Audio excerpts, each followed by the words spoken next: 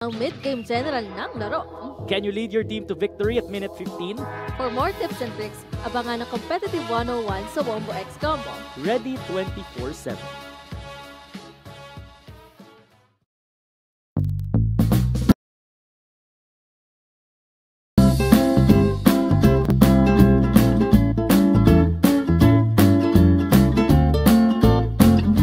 Hello, this is 7Mad, OG team's coach. Favorite food? French food. Favorite music? Rap. Things you do aside from Dota? Dancing. Favorite in-game item? Kaya. Hero you hate the most? Alchemist. What other games will you play if not Dota 2? I don't play any other game. What's your inspiration? Friends. Okay. Hey, I'm Jared from Team OG. Favorite food? Ramen. Favorite music? Electro House. Things you do aside from Dota? Cooking. Favorite in-game item? Force Stab. Hero you hate the most? Brood Mother. What other games will you play if not Dota 2? Overwatch. Inspiration? Live. Please watch our games at Wombo X Combo at Twitch. And hashtag support PH Esports. Please make sure to watch our games on Twitch TV .womboxcombo, and it's the best way to support the awesome Dota that is happening here at PH Esports, the Philippine Esport.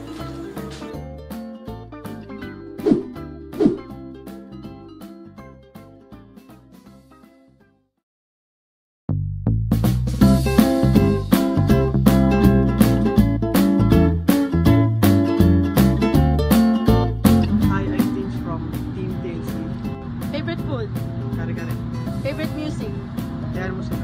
Things you do aside from Dota? Pubs. Favorite in-game item? Dagger. Hero you hate the most? Chin. What other games will you play if not Dota 2? Counter-Strike. Inspiration? Family and friends. Hi, I am Abing. My current team is Team Detonator. I live in Barangay Layas, San Fernando, Cebu. Ayan, favorite food? Fried chicken. Favorite music? Hertz, Melanie. Things you do aside from Dota? Watching anime. Favorite cosmetics sa Dota? Hero you hate the most? Atropos, Pain, Elemental. What other games will you play if not Dota 2? PUBG. Inspiration mo? TNC. Hi, I'm Bo3 from Entity Gaming. I'm from Cebu City. Favorite food? Bibingka. Favorite music? Rap music. Things you do aside from Dota? Basketball. Favorite Dota cosmetics? Cosmetic. Rubik stuff. Hero you hate the most? Like it. What other games will you play if not Dota 2? PUBG. Inspiration? GBB. Hi, I'm Bo3 from Entity Gaming. I-invite mo tana sa mundo sa Wombo Combo. Support PH Esports. Hi, I am Abing from Team Detonator. Invite na watch sa mga gawa sa Wombo X Combo. Support PH Esports. Please watch our games at twitch.tv/wombexcombo. Hashtag support PH Esports.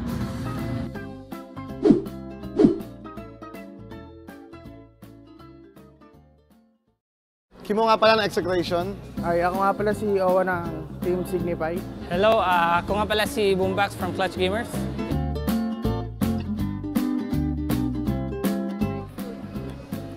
Salmon. Favorite pro player? Sarili ko. Closest rival? Goku. What do you wish for the new patch? Magbago lang yung meta, yun lang masana. Favorite Dota memory? Favorite Dota memory, yun yung mga panahong sobrang lakas ko talaga. Greatest hero? Tekis. Anong gagawin mo hindi ka nagdadaan? Sex. Okay, let's go. I'm out. What's your favorite food? Maling. Favorite song? Stupid Love. Favorite hero? Rubik. Favorite item? Lincoln Spear. Favorite pro player? Dandy. Who is your closest rival? Aggressive 5. Aggressive 5. Who is your Lodi player? Pape. Favorite food? Pizza. Favorite song? Humble. Favorite hero? Earthshaker. Favorite item? Shadowblade. Favorite pro player? Pass. Who's your closest rival? Ano? Closest rival? Pass. Who's your idol player? Bok. Hello guys, mayong gabi. Ako day si Boombax from Clutch Gamers. Gi-invite mo tanan, mutanaw sa among duwa, twitch.tv/WomboXcombo. Sa tanang ni suporta na mo, o pagsubaybay sa among mga duwa, salamat kayo.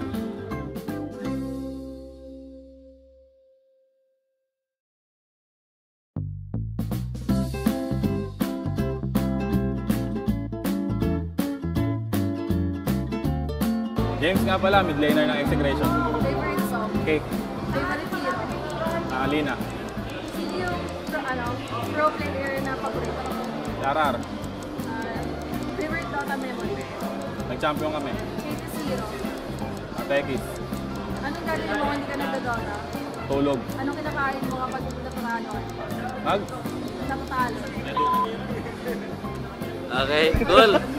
Hi guys, I'm PH from Team Geek. Favorite food? Bangus. Favorite song? Just Once. Favorite hero?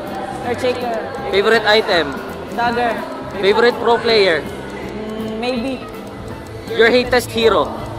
Broadmother. Who is your idol player? Pro player? Raven. Okay, thank you, bye. Hello, I'm Hades, all the way from Singapore. I'm a Dota 2 shoutcaster. Okay, favorite pro player? Favorite pro player, I would have to say... Oh, this one is tough. I'm thinking, okay, for C? Okay, yeah, C. For C, I would have to go with Miracle, the Naga God. What would you play if you weren't playing Dota? What do I do? I play PUBG. Okay, who's your idol player? Idol player. Arkeezy.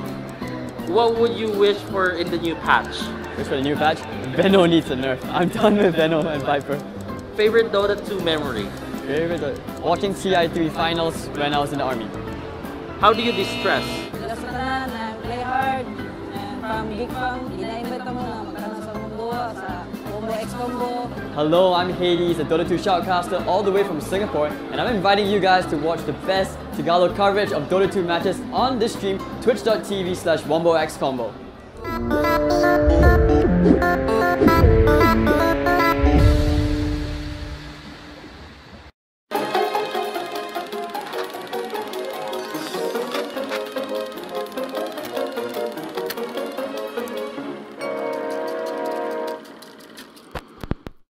Players know what to do in an instant of a second inside a game. That goes for commentary as well. If a commentator knows this is, this is the moment. Here comes the Ice Blast ready for the dog! In from Universe!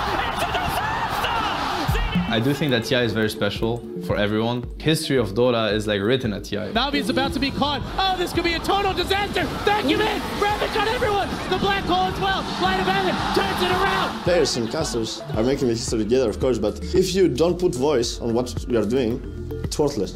To me, what makes a great call at TI is like, I'd say, raw emotion. Boxing in a higher! Epi! Power strike onto two! Just on a way, but took them out! The point is to tell the story of the fight. You have to be able to build up to it.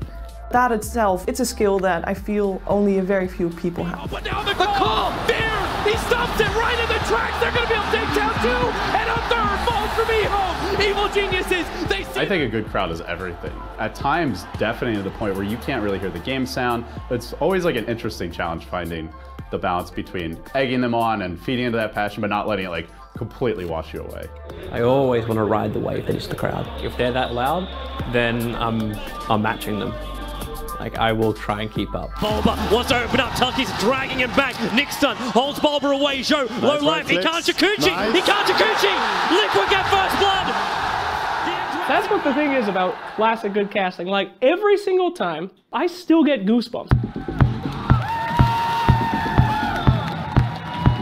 Everything hangs in the balance. It all comes down to this. The last game of the International 3 finals between Alliance and Navi. 5th game, everything on the line. One more game, $2 million on the table. Winner, first place at the International, the ages and the prestige of being the best Dota 2 team in the world. The big one, the $1 million dream coil. Everybody remembers that place. I can remember every single word Luminous is screaming. Alliance are doing it! They need a little more! Opposed to fall! Down in jeopardy! There's a glimpse! It could be their last! All this hype is building. The TPs are canceled. The $1 million dream coil has already happened. They're pushing in. BKB! They want this round! They're gonna do it! And it's just like, Alliance is doing it! The Kings of the North! Alliance wins! They win TI3! The Alliance just won $1.4 million! Every time I think about it, I get the shivers. It's just so good. If you have the same game commentated by different people, it will be a very different story for each commentator, because each commentator will highlight something different. The way that Toby does Black Hole, the moment that Enigma is picked, he's like, okay, let's do this, I'm ready. You can see his whole face, his lights up. Even though it's become a meme and died as a meme, he still gets giddy. This is gonna be it. He's ready for it. They're losing their Rama. Black Hole! Big one from Fly! Coming a follow-up into a call! Let the spin skirt dumps one! It's a double kill! It's an accurate slam! It's a disaster! Oh, VP! Toby is also really good at commentary because he used to do acting jobs, so he knows how to use his voice without depleting it. And I think Korean commentators do that as well. They get singing lessons or voice lessons so that they can shout. There was some clip on YouTube, the Korean casters, the hype level it wasn't just there, it was like here. And it was just this boring farm fest that went on for forever. And meanwhile, there's just these two Korean casters that are going crazy over every little thing. 이거 전략 포즈 아니에요? They're bored out of their minds, but they're still yelling. 아니 이 장엄한 배나루의 홀에 예? 아까까지만 해도 도서관이었어요. 왜냐면 관중의 반들이 잠을 자고 있었거든요. 자다 깼는데 아직 게임하니까 짜증난다 이거죠. They basically had to entertain the entire Korean audience or whoever was listening because the game was so dull. 그래 밀고 있죠. 그렇지 밀고 있죠. 이게 밀고 있어요. 밀고 있어요. 야 제발. Oh my god, I love that clip so much. Boston Major. Adfinem versus OG. It was the grand finals. It was an insane game. We're playing against Mega Creeps. This was OD Pixel's moment. He starts talking on the microphone. He says some stupid shit that makes no sense. Is he going for it? No, he's not. He is. No, he's he not. is going no, for he's it. Not. He's not. Oh my God.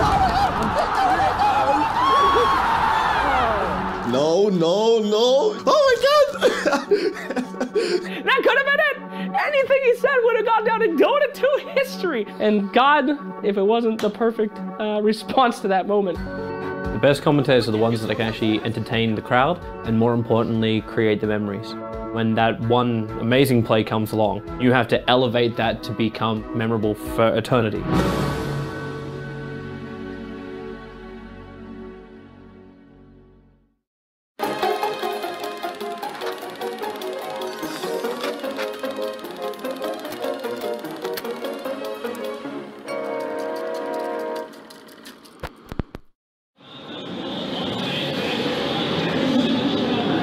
First thing, all the games are final. If there's a bug in a match, we're going to play. We won't go back for a bug. It's just part of the game. Geometry site does not reveal wards. Okay? So keep that in mind. You guys probably does not reveal wards. It's a bug. We heard that there are going to be some tournament for a huge amount of money. 当时听说有个 TI1 的比赛嘛，就相当于玩一个 Dota 1的加强版 Dota 2嘛。 I think I got the beta key first time somewhere 2 weeks before the first international, maybe 3. Well, the first moment in which I loaded up Dota 2 was actually a complete disaster. It was a very mixed feeling for me, at least. This looks great, but I actually don't understand what's happening at all. Maybe one guy liked it. I thought it was pretty cool, but everybody was just like, what the fuck is this? The initial reaction, not just for myself, it was just like, this isn't Dota. I played Dota 1 for 5 years or whatever, and I loved the game completely. The mechanics and how you move around and stuff. 6 years ago, we just played Dota 1 all day at that time. Some things were so bad about Dota 1, but we got so used to it that it felt natural. Changes to something that's really important to you is always hard to welcome, not in the sense that you look at it in a bad way, but you know, it's like everything's gonna change. 1 week after, even maybe 2 days after, you're gonna look back and be like, I was so stupid to even hesitate.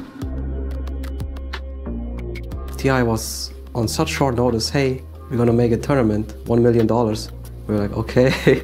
It's like, is this real? Prior to the event, I think was it DK? They declined an invite because they didn't believe it was true. A lot of the pros at the time, when they transitioned, they're like, oh, well, we'll just do it this one time. It's a lot of money involved and just go back to Dota 1.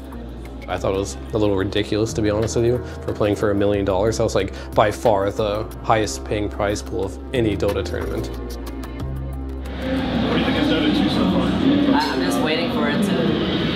finish because, you know, all the little bugs and tweaks and I guess some of the animations aren't complete. Yeah. I think everyone kind of understood and accepted that no one was going to be ready. We just went with it. We accepted the fact that this is the game now. 当时我们去打 TI1 比赛的时候，然后我队友他连就是装备都怎么买都不知道，然后就很尴尬。We took it very seriously. During that time, we wanted to be the best team regardless. We didn't even want to lose anything that was, let's say, fake. We didn't care. Na'Vi, they had a set number of heroes, maybe 10, 15 heroes that they played throughout the tournament. And we were choosing them by attack animation. We were thinking, okay, those guys, they have some broken attack animation. Let's choose them. We really never played in booths like that. We abused the booths. Dendi was just jumping up and like, screwing around with people every time the first blood happened or something like that. Tagil, you do this. Tagil! Tagil! We were like not realizing that we actually play for this amount of money. We were just playing and having fun. We were so confident. I remember we were so confident that we're going to win because I joined the game and I feel so free. When the first international ended and we saw the whole spectacle surrounding it, everyone knew that this was something that was going to come long term, and other tournament organizers immediately jumped on it and wanted to run this game. Esports definitely grew a lot the next coming years after that, more than it did prior to it. As much as people dislike the changes in the beginning, they're all for the better, and I think Dota now is better than it's ever been. It just felt like this is going to be the future. You know, it set a message. This is what esports is going to be.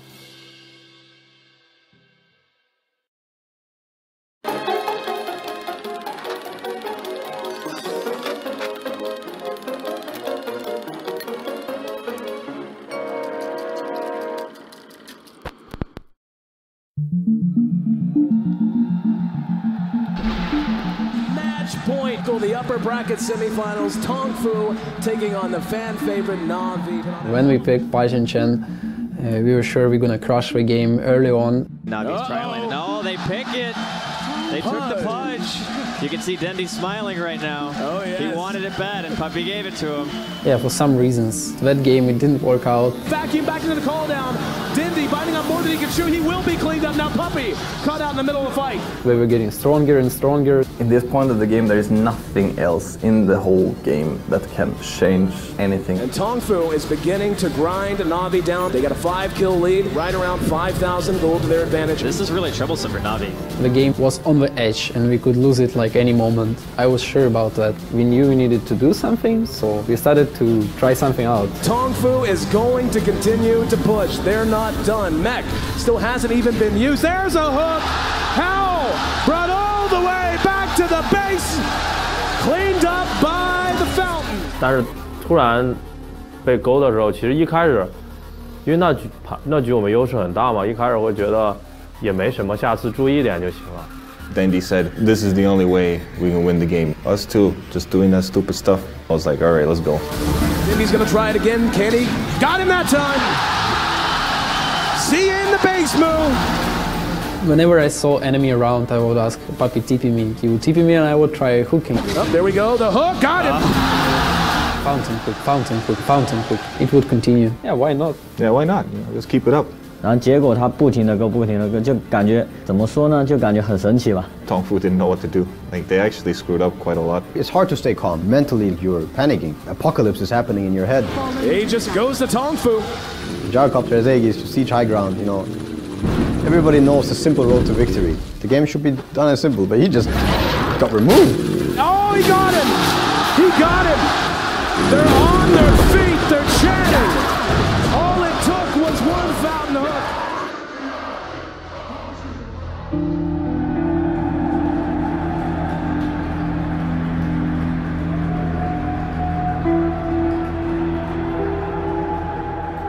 Howell playing Gyrocopter could have simply just TP'd after the hook. He could have just TP'd back home. 然后最后就是被勾回去了，2条命死了，然后就导致最后的一个比赛输掉嘛，就非常的遗憾。The fact of the matter is, like a player that was on point probably would have still won that game as Gyrocopter. Probably should have never gotten hooked. Probably. But Dota is a lot like life, you know? Shit happens, you have to deal with it.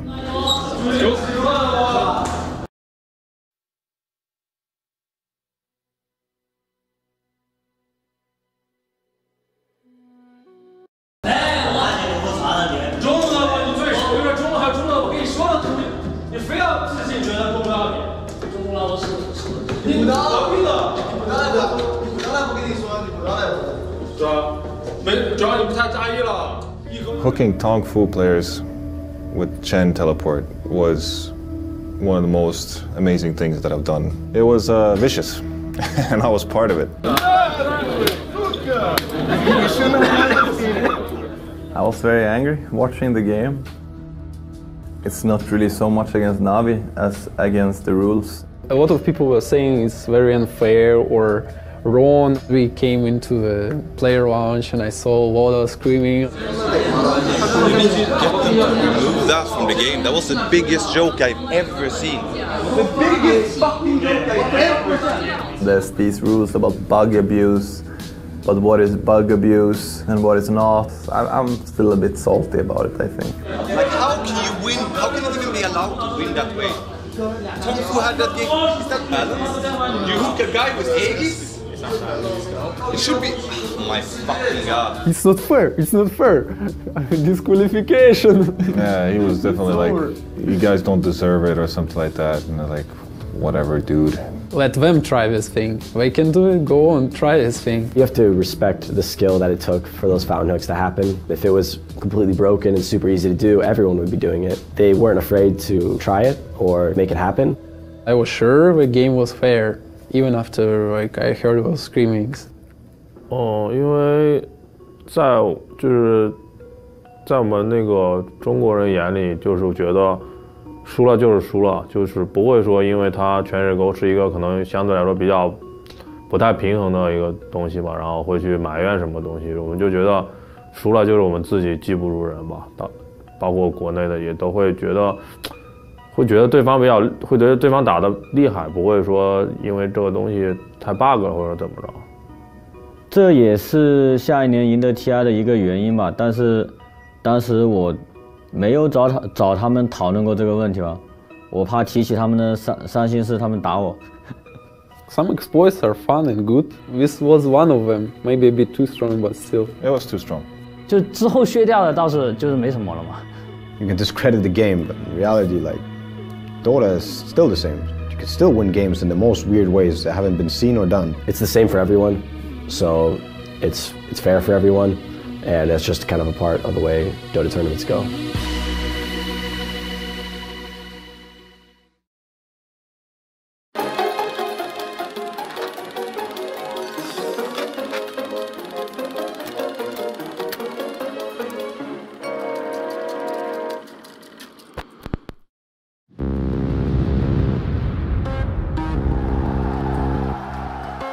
The concept of Dark Horse in Dota has always been a big thing, and I think there's a lot behind it, a lot more than what people think.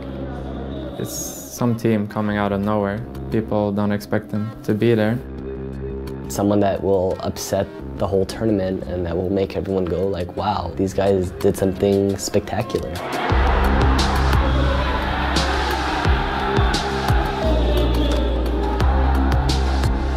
For the team that's going as a Dark Horse, it's an advantage, for sure. The thing is, nobody's looking at you, even though you're the one that has a really good idea how to beat this tournament. They just enjoy game after game, whereas other teams, they're like,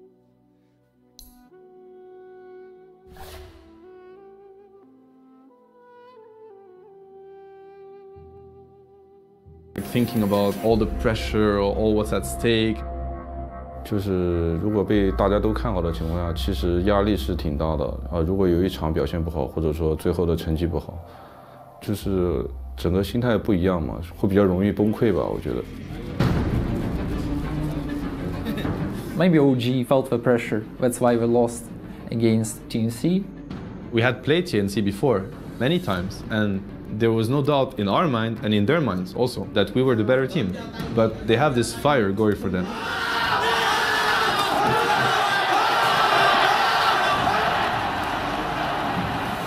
It's scary. It's really scary to play these teams because they have nothing to lose. You underestimate a team, you don't play your best just because you feel it's going to be, quote unquote, a free win. But that free win is a free loss. That's what happens. 我觉得黑马队的性质就是对当前版本有自己的一套独特的打法。 I think DC's what they were doing the most at TI was really focusing on split pushing.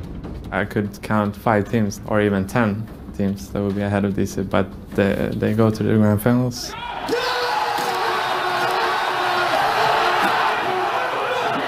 Misery, congratulations. How does it feel to take down the TI5 champs? Holy shit, dude. That was a crazy ass game. I always learn a lot watching these dark horses. Usually people just go to them and like, how did you make that happen? How are you able to do that up against them? And they always answer like, we don't know, and then they say something, but they actually know. So, yeah, I don't know.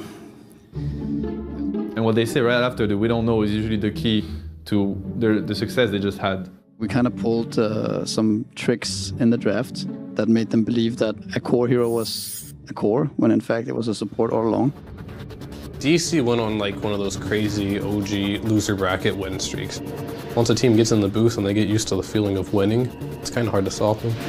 These kind of teams, they have a flow going on. It's something very unique, and they just roll throughout the tournament. 像 CDC 这支队伍的话，我觉得它是历届所有就是 TI 系列赛中，我觉得是最大的一匹黑马，因为他们是从外卡赛杀进来的一支亚军队伍，并且这支队伍的5个人全是第一次打 TI。They struggled in the wildcards. They did. They almost didn't make it. We did play them even 1 month before TI, and you know we just beat the crap out of them. And then 1 month later, they go to the international and they beat the crap out of everyone else. What a winter's curse from Q demolishes 2 more. I don't know how, but they gave us C-Deck again and again with the upsets. It just caught every team off guard. And I think that's just like a perfect definition of what a dark horse is. I think every year there's been an underdog that has impressed me. One of the really hard-working teams for the open qualifiers just seems to surprise everyone. So I don't know what team that'll be. Dark horses just play a different kind of Dota too. They teach you a lesson. They teach you 2 lessons. It's very inspiring. It's like a Cinderella story. And when you get those teams starting to beat ours, we showed everyone in the world that everyone can do it.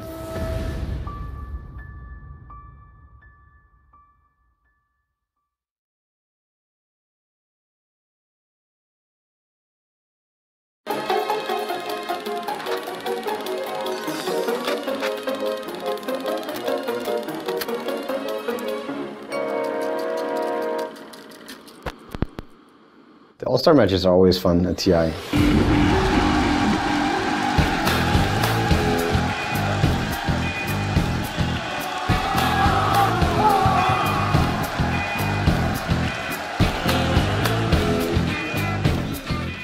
This is where, you know, everybody gets to have fun from players' perspective and fans' perspective. Community could vote for players, and 10 players who would get most votes would play 5 against 5. You really appreciate it, especially when you're not chosen, because then you remember it. It means more, right? It's just this good feeling that you know that you're appreciated.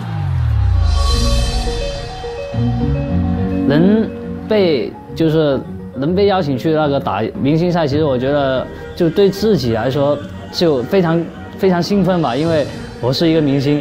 很喜欢那个就是有写着我名字的那件 T 恤，然后但是我还是比较喜欢玩，不喜欢当 coach。就是很开心啊，就感觉他们穿了就那个衣服，就好像在支持我一样。TI3 one, I guess, was the most memorable one, where Dandy, you know, ran around after he killed me.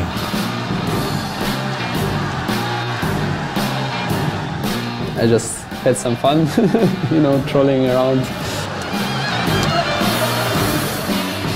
Whatever, still won the match, easy. Last year it was crazy, like, because it was 10 against 10. That was great. I had to pick one guy and some other guy stood up and it ended up in a rock, scissors, paper, you know. I felt bad for the guy, but at the same time, you know, everyone was having fun. I think last year's All-Star match was by far like the best one. For some reason, you have to sit here. Like, everybody else chose their own spots to sit. Something's going on here. How confident are you in this team? You know, sitting next to Dendy. Old times, you know? You wish it were Dendy. Isn't it? When mask was pulled off, I was like shaking my head and then like, oh, I'm sorry people around me, all in my sweat. It was amazing. And I had a lot of fun. 所以当时我觉得娱乐的时候，我买圣剑，我还是要继续全水去虐他们，然后终于我虐了你们，但是输了那场游戏过后，竟然开心，但是又有点丢脸的感觉。我对明星赛的印象，我觉得现在是做的越来越娱乐了，因为本来就大家不是为了输赢就做的越来越有趣了。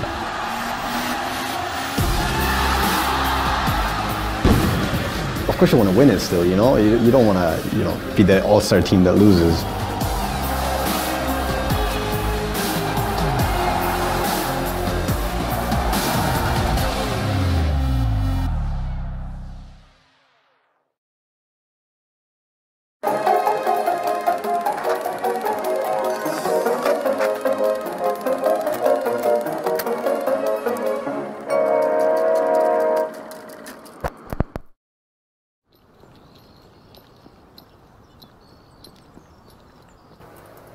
I would love to see being a professional gamer is actually worth your time and like you can make a living out of it. I'd obviously like for it to be a professional sport like any of the sports out today and if they've grown. It's going to take time, first of all. A lot of the world isn't really open to like gaming and online gaming and stuff like that, and especially around here if you talk about, oh, I'm a professional gamer, they're like, you're a what?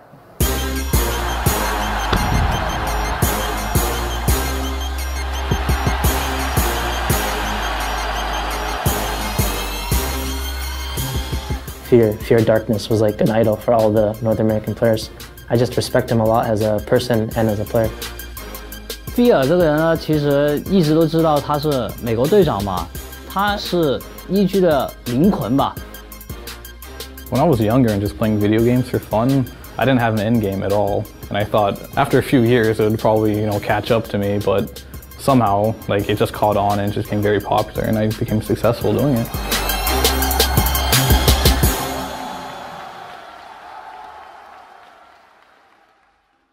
To be able to be on a top team, you need to play, like 6 to 9 hours a day at the bare minimum. The thing that happened that almost made me quit entirely was when I got my first arm injury. Like, I had no idea if it was going to heal or not, and I was like really scared that my career would be completely over at that point. I think the most challenging part of it was the timing. The diagnoses from the doctors is kind of vague. We thought he was getting better. I was just thinking the whole time, I was like, why'd this have to happen to me? Like, I've been playing my whole life and all of a sudden I just can't play anymore right when I have the biggest opportunity of my life. After like a month or two, I was like, okay, this really isn't going away at this point. And then eventually it's like, okay, there's no way I can practice right now and there's no way I'm going to be able to compete at TI because of how much time this has already taken away. I think what kept me going after I got my injury was just, like hope. Like, hoping that it would heal and I'd be able to play again because it's a huge motivator for me. It's like I had an injury and then I missed the biggest tournament of the year because of it on a team which I had a good shot. I just hoped my arm would heal and I'd have one more opportunity to get the championship. I have so much respect for Clinton and all the time he has put into this game, and if anybody deserves to win the international, it's him.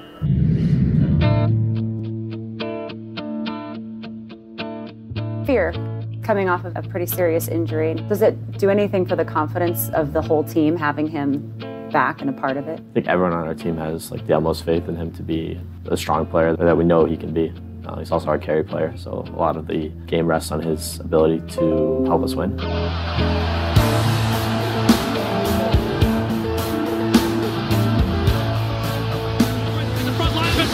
Pushing in after aggressive. They split up the 5 to Sash took out the Emma spinner over. When Fear rejoined EG after his injury, I really look up to the way he made that team function. I think a lot of it was on him, and he didn't get the kind of credit from the outside that I think he should have gotten. They just need a couple of kills to be TI 5 champions. Fear falling wicked sick.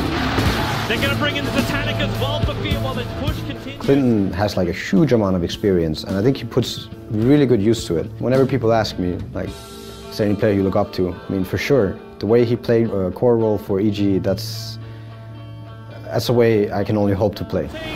It looked rough dropping down the lower bracket. They have persevered. And they will claim the Aegis of the Immortal. They are the champions here in front of their home crowd. Right after we won and we're holding the trophy up in front of the crowd, everyone was cheering. We're on like home soil as well, so like it was just insane. Everyone was yelling USA, USA. We just sat there and just like took it all in. Didn't really have much to say. We're just kind of like enjoying the feeling. Give it up for your TI5 champions, Evil Geniuses! I mean, at the current state and time, it means a lot, but 10 years from now, will people remember me? Probably not, to be honest with you, but the fact that in this moment that I dedicated so much of my life to be a champion, it means a lot to me, so I'll never forget it.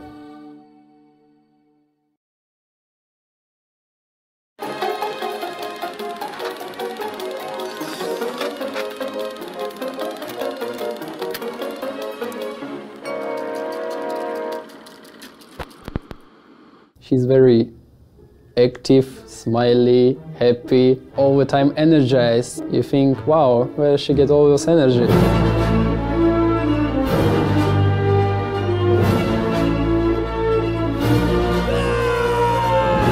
Who is this bitch? Casey. 他是一个应该是主持吧。Casey is, I mean, she's what do you call it? A hostess? My job at TI is to make the players look good. I want to know how they're feeling in the moment and allow the audience to get to know them in perhaps a way they haven't yet. How are you feeling about the tournament so far? What has been the highlight for you? Having a diarrhea every single day. What was that? Having a diarrhea every single day. Oh. Yeah. That sounds lovely. I'm going to send it back to James. Thank you again. Ice. He's just really good at making situations awkward. You didn't mean diarrhea, you mean diary, like you wrote your diary this morning and they're like, nope, diarrhea. Oh God. Folks, I heard him right. He knew exactly what he was doing. He knew it made me feel uncomfortable. And I respect him for that. She was really good at taking the awkwardness and making it really funny. We rolling? How about now? We rolling? When you're first talking to them, players take a little bit of time to warm up to you. And then you ask them to scream, you expect them to go, 1, 2, 3. You win. I was sent to the Players Lounge to interview Ice. And keep in mind, I don't know anything about the game. I haven't been watching it. I don't recognize the professional players. So you're going to be playing tonight in the one-on-one championship, is that right? That's correct, yeah. Are you excited? Yeah. Are you Ice? No. What's your name? I'm not. Are you Michael? No, they're trolling you. This entire room is going, hi. How's it going? That's right. I immediately went back to when I was in middle school and everybody was laughing at me for something. I have no idea what it was. There's something going on here that I'm not aware of. One of the hardest interviews to do is if you're talking to someone who does not want to speak to you. Is it that they are nervous? Or is it that they just don't want to frickin' talk to me right now? He's like, yes, please move on. All right, duly noted. I'm gonna stand up and move. There's so much trolling, I don't even know how to navigate this. I don't mind looking stupid, I don't mind looking silly, I don't mind looking bad, but I never want to make someone that I interview look bad. Casey is doing great. She's doing great for the scene. When she comes to TI, she interacts with these crazy-ass fans. I think she does a good job understanding people and getting people to open up a little bit. I want to get trolled by Ice. I've been trolled by Ice. He's really good at it. My job is to also give a voice to the fans and give them an opportunity to come together as a community and connect with the players. You can't be afraid to not look polished. I'm anti-polish. Be yourself, be in the moment, show how you're feeling. If I had a time machine, I would go back to 10-year-old me and I would start playing Dota 2. And I would be here as a player and I would be going for $18 million. And y'all be interviewing me and you'd ask me questions and I'd say, I don't know, I have diarrhea.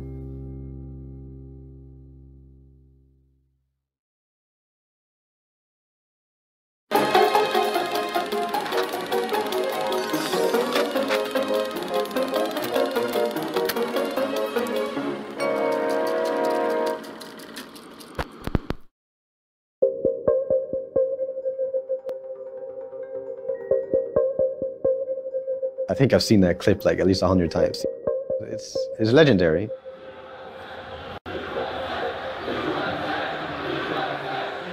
You know, the whole venue was just echoing. It was just, you know, really easy to root for, you know, our, you know, fellow countrymen. That was a great part of Dota history, the meme-making game, Liquid versus LGD. Best of one, loser eliminated, winner in the top 8. The draft complete, the players now selecting their heroes, and here we go. Team USA is having the home crowd behind them. I think going into that match, I don't think Liquid really, you know, liked their odds very much. They were just gonna leave it all out on the field, and, you know, it was enough. LGD was, you know, a top dog in that tournament, and, you know, they were, you know, predicted to win. And it's gonna be a Boba clockwork, making a comeback here. Boba still doing pretty well mid. I actually would say it's very even. I remember Boba. He was really performing on his clockwork, making some insane plays. Against LGD China. Could there be a turnaround? It was like my first ever like tournament. This was like a big moment for me because I wanted to prove myself. This game was everything for us. They need a hook. Boba finds one. That's going to be on Xiaowei. And I was getting all these kills with clockwork.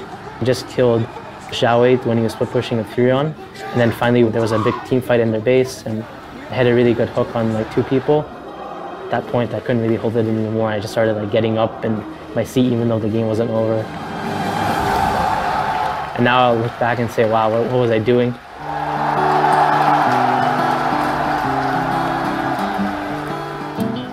I used to have a soundboard, and my #1 most clicked one was the LD part when Liquid, they won. I think it goes like this. Silo to fall, Liquid are doing.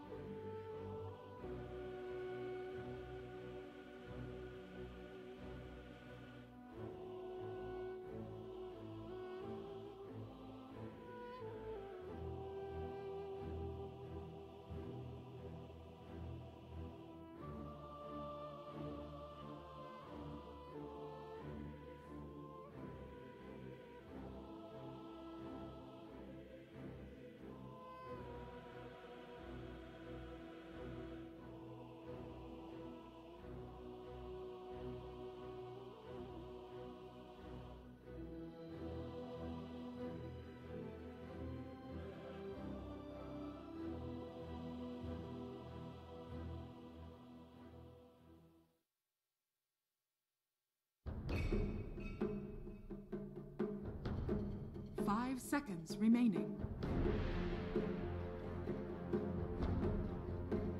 Dire team ban. TNC's turn to ban.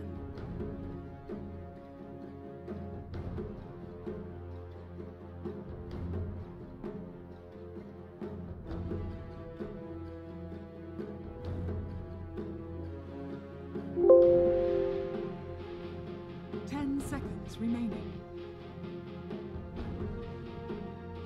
5 seconds remaining.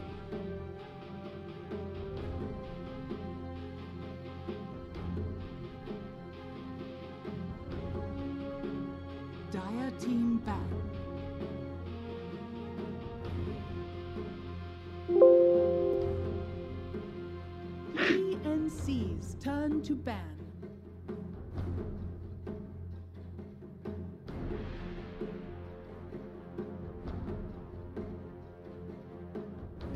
Team ban.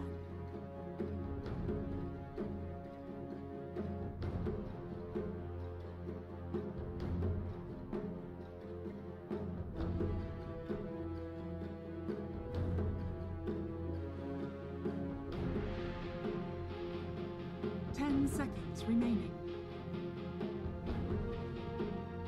TNC's turn to ban.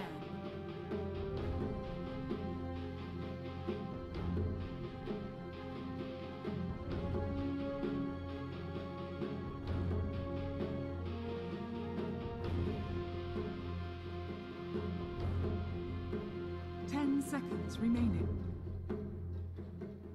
Dire team pick. TNC's turn to kill.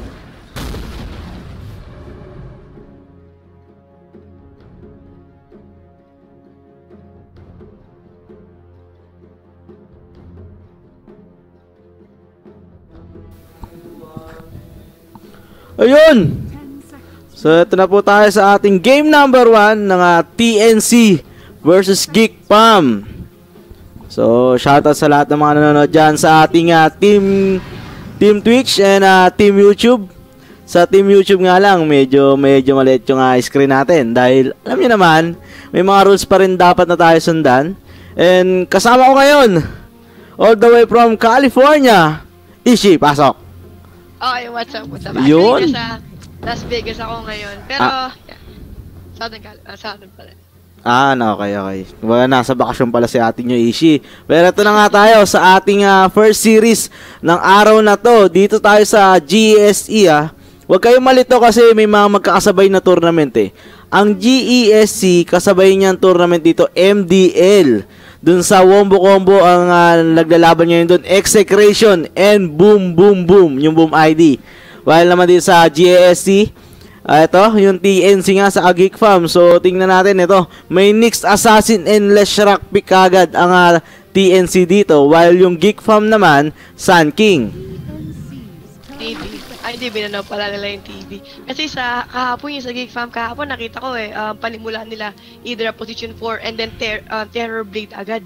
Lagi yung pinipin nila. Pero good thing TNC, they did their homework and yun ang first phase ban itong si Terror Blade. Nakita naman natin yung Terror Blade kahapon ni Skid or si Tihi. Yan yung kaisa-isang Pilipino dyan sa Geek na dapat din sinusuportahan. And ito nga, Live Stealer and Sun King pick sila dito. So may Infest Bomb combo kagad sila sa kanilang first 2 pick. Yeah, lalo na ito, you have Leshrac and Nyx Assassin na sobrang aggressive. Hero. Oo, aggressive. So, squishy na hero din. And maganda rin si Live Stealer. Again, dito kay Nyx Assassin saka kay Leshrac kasi dahil dun nga sa range niya and then kumbaga yung magic damage nila.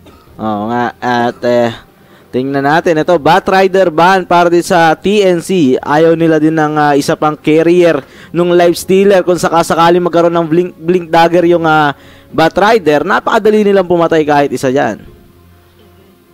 Yeah, and yun nga, more initiation sa kanila, magandang pang setup lalo for Geek kung makukuha nila si Batrider nga, kaya yun binanagan ng TNC yun. Okay. Check lang tayo ng volume Malakas ba yung volume ni Ishi or mahina? Medyo pause talaga si Ishi dahil galing sa sakit yan. And syempre gusto pa rin mag-cast. And eto, Gyrocopter ban para din sa Geek.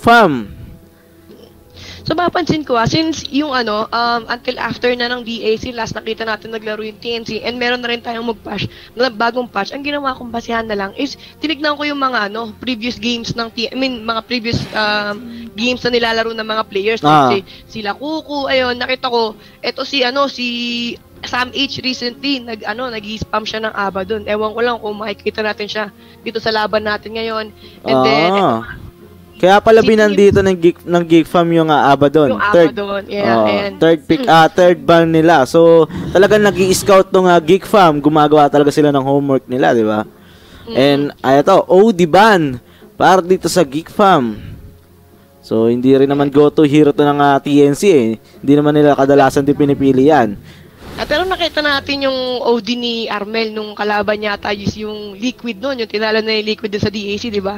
And madalas, pwede rin naman si Raven, pero hindi nila masyadong pinapriority pick yan. At ito, Tide Hunter pick para sa TNC.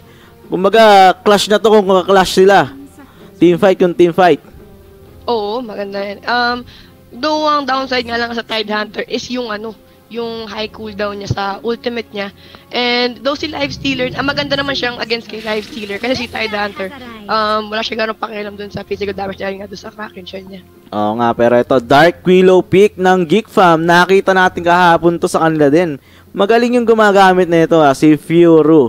Kadalasan siya yung 4 position, pero mukhang si Oli ata ang gagamit nito dahil pwedeng gamitin din to sa 5th position, di ba? Ayan. And, tawag dito, I think si Viri yata, Indonesian yata siya, tas yung iba is, yung iba si March, si Chuan is Malaysian. Malaysian sila. And, check, yeah.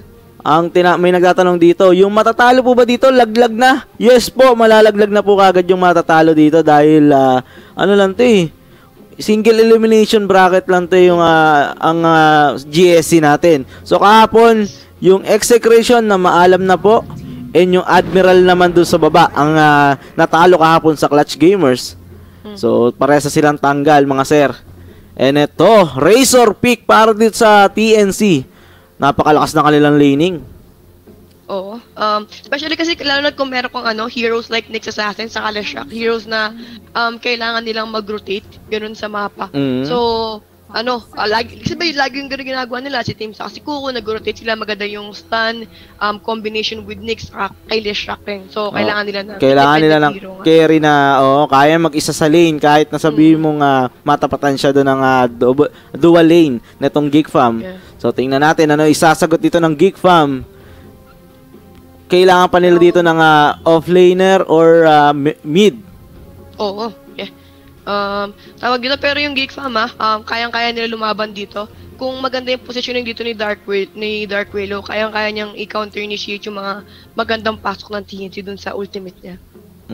At ito, Boss Alo, sino natitira dito sa GSCC Qualifiers? Ang natitira na lang pong 4 ay TNC at Geek Fam nga na naglalaban ngayon. And yung kabila naman, Fanatics saka Clutch Gamers. Bukas naman yung laban nila na yon. Yes. At yung MDL din po, nag-i-start na po. Ang may magkalaban doon ay Fanatics saka Eco International. And then, Execration and Boom ID nga. Yun, mapapanood nyo yun sa Wombo X Combo mga sir. So, dual cast tayo ngayon. Pero yung mga TNC games, dito nyo mapapanood yan sa Kuya Nick WXC. And SF pick para dito sa Geek Fam. Okay, so, kailangan nila ng hero that hits hard, also could do magic damage. And syempre, kapag Lifestealer sa Sand King, ito yung heroes na nag-create ng space, di ba? So, you need a hero that's a good farmer and same time, split pusher na rin. And a go-to hero din to ni Chuan sa mid, Chuan. Pero kailangan atang mag-ban dito ng TNC ng Clockwork. Sa tingin ko. Pwede rin. Dahil pwede nga 4 position yon and pwede rin namang offlane kung gugustuhin dito ng Geek Fam. Yeah. Pero pack ban para sa Geek Fam sa TNC. Yeah. Magandang offlaner din yun. Maganda rin siyang pangpasok kay Lifestealer. Saka as a Lifestealer, gusto mo nasa isang position lang yung mga heroes na nira-right click mo. And ito, tingnan natin, Geek Fam.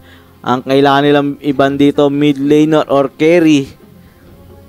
Yung SF, yung Razor, parang i-carry ata nila to. So, mid lane ang kailangan dito ng TNC. Ito yung mga heroes na medyo flexible yung mga mini-spam ni Armel na heroes. Nag-i-spam siya na TA, Timbersaw, Queen of Pain. Ayan, Death Prophet din, naglalaro din siya. Tiny din, nakikita ko sa mga pub games niya. Tiny yung ginamit niya ng DAC. Sobrang ganda ng performance nila doon. And tingnan natin, ano nga ba ang ibaban dito ng Geek Fam? Napakadaming hero na pwedeng iban nila dito dahil napakadami rin namang hero talaga ni Armel. Yun ang kinaibahan niya kay Kuko Pero ito, QOP ban. Kumbaga, ano na lang, kung ano yung medyo mas nahihirapan yung Shadow Fiend sa kanilang matchup, siguro, QOP nga. And ito, Geek Fam, ano ang pipiliin nila dito? Tingnan natin. Pwede nga sila dito mag-clockwork talaga. Maganda si Clockwork dito, no? Oo, napakaganda ni Clockwork dito. Kaya niyang i-zone out ito nga, Tide Hunter or kahit sinong hero dito sa TNC. Plus, mabibigyan pa niya ng early souls. Ito nga, Shadow Fiend na nakikita natin madalas. And ayan na, yung Clockwork pick dito ng Geek Fam. Hindi, nakita mo naman sa composition nila eh. Pasok naman din talaga itong Clockwork. And TNC, ano ang sasagot nila dito?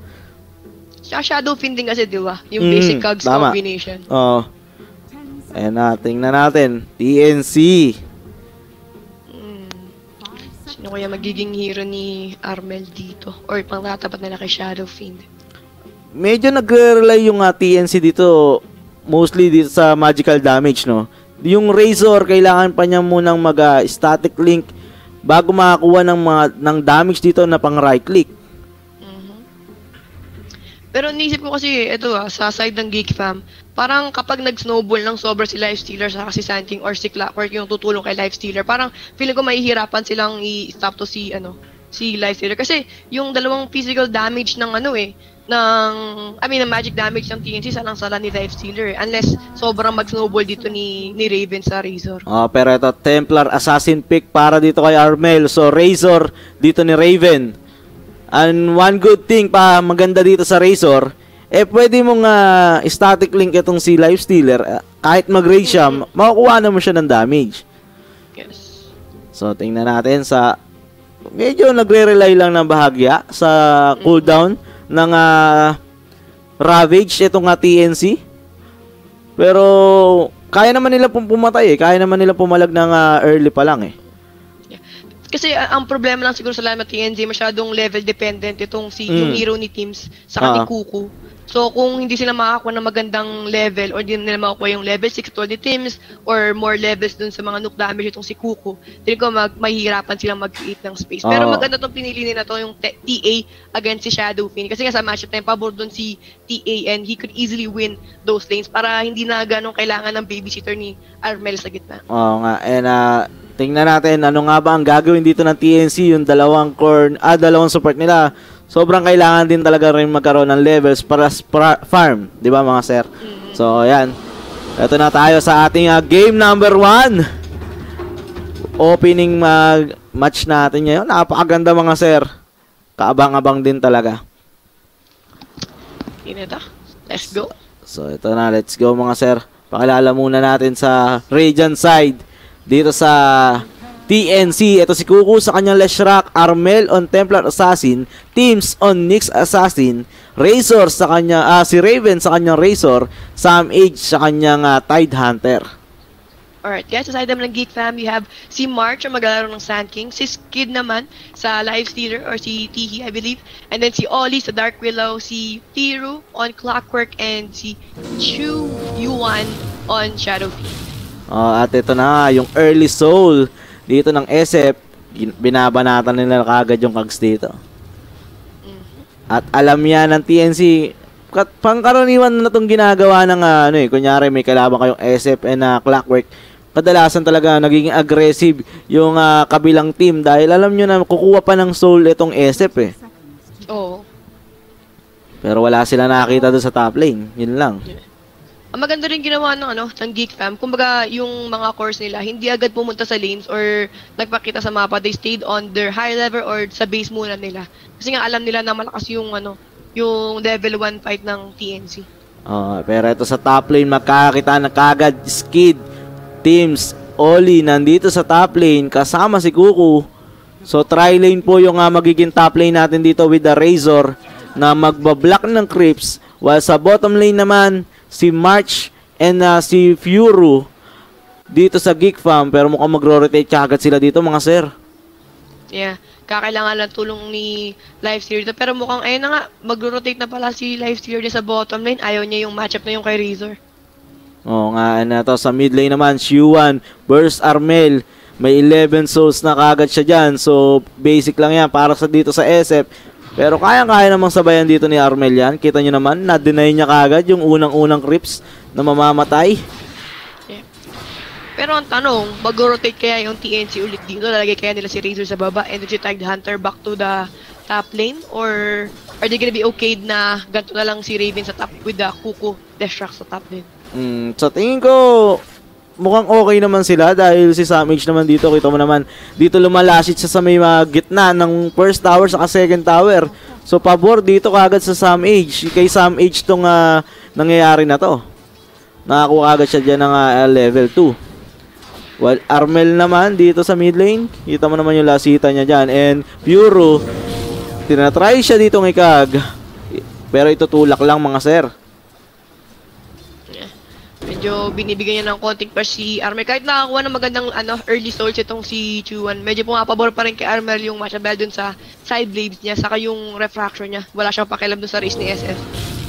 And kita mo naman, kahit na sobrang lamang na ng SF sa soul, tinutulungan pa rin siya talaga dito ni Clockwork. Alam mo na, lalamang itong Templar Assassin pa rin dyan sa mid lane. So Sam H naman, level 2 na kagad siya dito. So maganda yung pagkakakuha niya ng creeps doon, while Kuku naman kukuha ng 2-minute bounty ron sa top lane, pero makakag siya dito ni Clockwork at masesecure ata ni Clockwork yung na to. Uy, hindi. Pero sa bottom lane naman, nakakuha din ni Teams yung bounty rune at nako, mababramble maze pa dito si Teams, pero makakuha pa rin niya yung bounty rune doon sa bottom lane. Dalawa kagad yung bounty rune na nakakuha niya doon I mean, mas maganda to kahit nasabihin mo na hindi ganoon kaganda yung kumbaga favorable matchup kay Tidehunter in sa bottom lane. Na ang importante kasi nakakuha siya ng ng levels din. So, kung makakuha niya na maaga yung level 6 niya or kung maagang level sa Kraken Shell niya saka Anchor Smash, kayang-kaya niya lumain kay Lifestealer.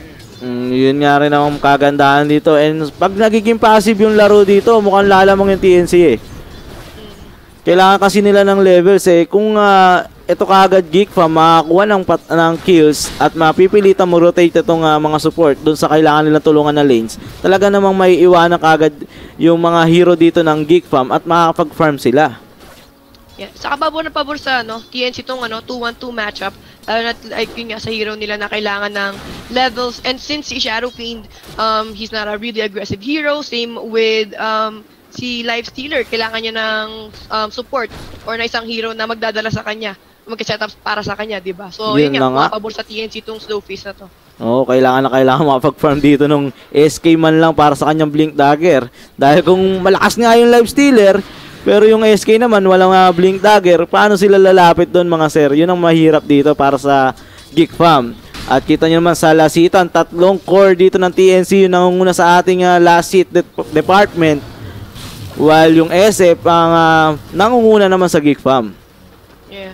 Saka ang ganda nung ginawa ng TNC na binlock nila yung small cam. So hindi makapag-pull si Clockwork or si Sand King. So hindi nila makontrol yung creep equilibrium sa taas. Kaya nahihirapan mag-aggressive si Sand King or ma-secure yung mga CS na yun kasi laging nag-a-advance and inaara siya nitong si Razor. Oo nga, at wala silang sentry wards pa rin dyan while dito sa mid lane. Eto na, yung aggression ni Kuku dito. Tatama ba yung stun niya? Pero uy, ini-slow muna. Nandito na rin yung Bramble Maze. Tatamaan si Kuku. Pero napakasakit ng right click dito ni Armel. Kaso kulang.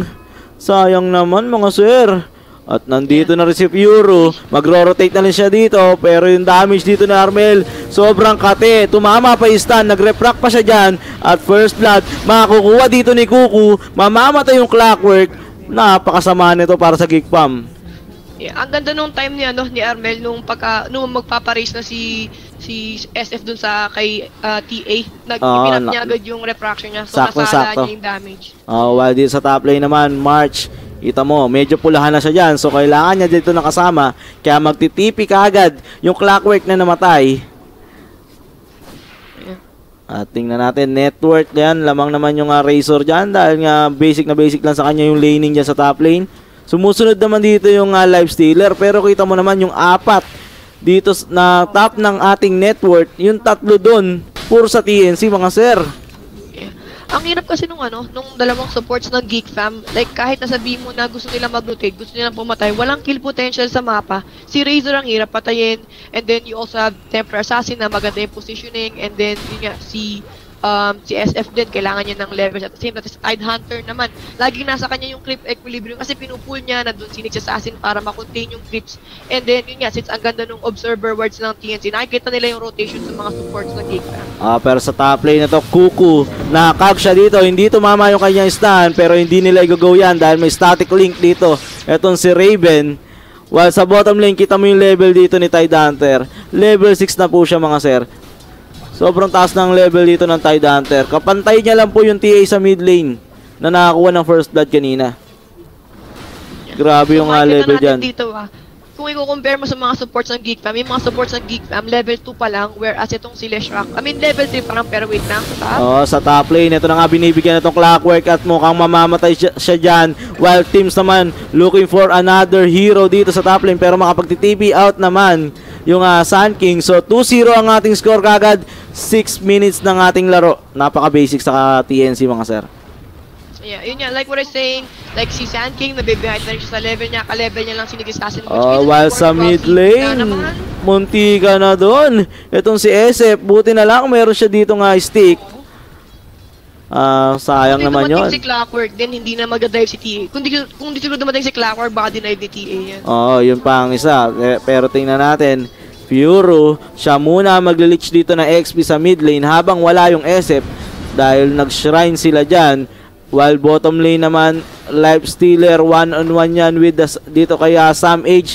Kita mo naman yung level ng Life Stealer dito. Level 5 pa lang mga sir. So, sobrang taas ng level talaga dito ni Sam H. Yeah, and also, pangalawa sa network natin si Tide Hunter. So, kita mo yung tulong na ginawa ni Nix Assassin sa bottom lane kanina. Tingnan natin yung top lane. Nakakuha na rin po ng TNC yung top lane. So, objective number 1 dito. 7 minutes pa lang ng ating laro. Yeah. So, pag nag-level 5 si Nix Assassin, tapos makakuha niya pa yung tomb ng around 10 minutes, early vendetta agad yan for Nix. So, umaga sila makakapag-rotate. At nako, delikado na naman yung Clockwork dito. Pero may cogs, hindi tumama yung stand dito ni Kuku. Tingnan natin, mag-go pa ba dito ang TNC? Mukhang hindi na. At magsasettle na lang mag-farm dito si Raven sa lane. While sa likod naman, Oli na ispatan dito ni Kuku. Hahabulin yan mga sir. Walang pang stun si Kuku pero may stick naman siya dyan. TP out pero yan na yung stun. Makakancel yung TP dito ni Dark Willow. Delikado siya ngayon mga sir.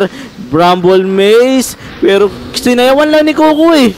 At ayan na po, may carapace pang binigay. Itong si Teams. At mamamatay ba? Yes, mamamatay po yung Dark Willow. Dito kaya Kuku.